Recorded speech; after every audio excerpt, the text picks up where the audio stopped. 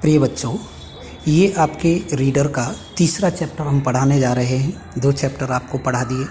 तीसरा chapter the Ganga, Pandit Jawaharlal Nehru.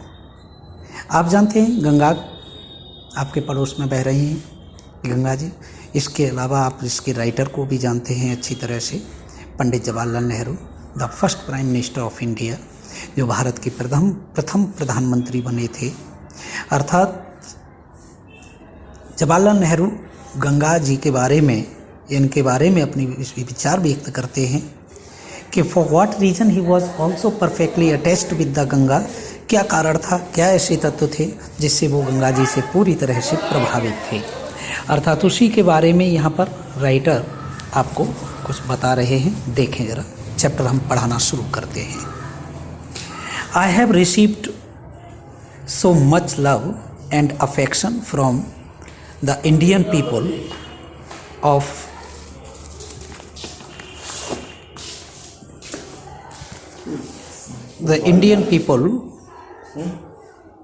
that nothing that I can do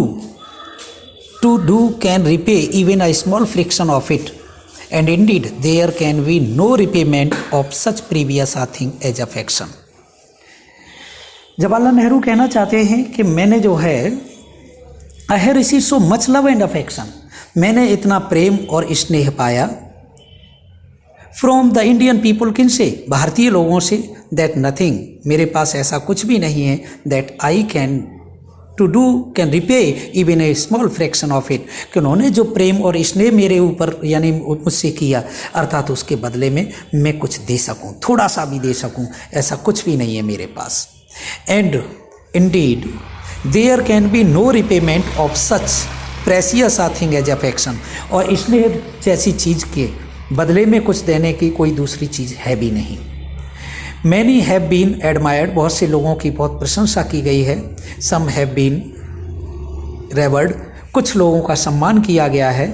But the affection of a classes of the Indian people has come to me in such abundant measure, लेकिन भारतीय लोगों का जो प्रेम है मेरे लिए इतनी बड़ी मात्रा में मिला, यानी that I have overwhelmed by it, मैं इससे आश्चर्यचकित हो गया। इतना भारतीय लोगों से मुझे प्रेम मिला कि उस प्रेम को देखकर मैं आश्चर्यचकित हो गया।